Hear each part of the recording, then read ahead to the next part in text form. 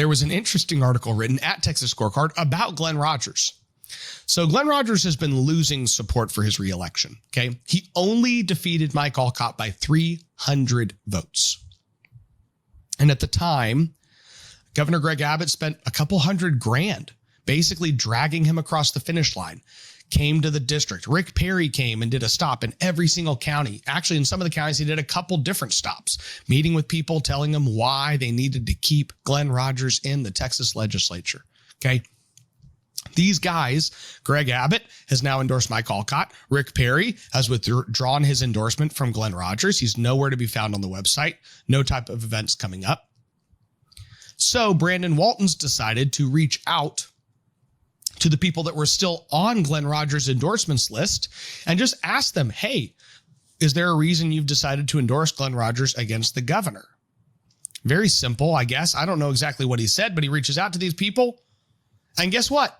Congressman Roger Williams, who's kind of the prominent person right on the front of Glenn Rogers' endorsement page. Roger Williams has lived in Parker County for a long time, is a well-known, respected businessman, attends church there. So Roger Williams is a good person to have on your team. Glenn Rogers says Roger Williams has this big, beautiful quote about him. They call Congressman Williams, I'm not endorsing Glenn Rogers. Oh, okay, got it. Then David Spiller. David Spiller is a state representative. He's an impeachment manager against Ken Paxton. He lives right next to that district. His district kind of surrounds that area. They reach out to David Spiller. Hey, you are endorsing Glenn Rogers. You're on his endorsement list. You're a sitting state representative. You're a Dade Phelan guy.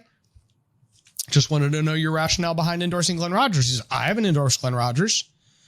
Then they reach out to Drew Springer. Again, Drew Springer is more conservative than Glenn Rogers, by the way, by quite a bit. But also, he's not known as some like massive stalwart conservative fighter. Drew Springer, where do you stand on this race? Yeah, I'm not endorsing Glenn Rogers.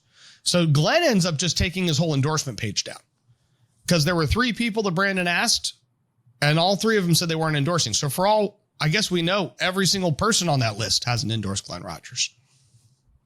These are people that had his back 2 years ago. These are people that told everybody in their community and put their name on all of his material. I am backing Glenn Rogers. They're not supporting him because he's one of the most liberal Republicans in the Texas House, consistently voting with Democrats. He's fighting Republicans more than he fights Democrats. That's where we're at. And that's what we're up against. And so all of these Republicans are continuing to step up and saying, yeah, we're not okay with that continuing. And so it's encouraging to see. People like Glenn Rogers have survived far too long by basically being able to be just good enough for everybody in Austin to say, we're going to go in and go big and try to keep this guy here. And those people are finally pulling back and saying, no, we're not okay with Glenn Rogers. And you're starting to see that at a local level and at a state level.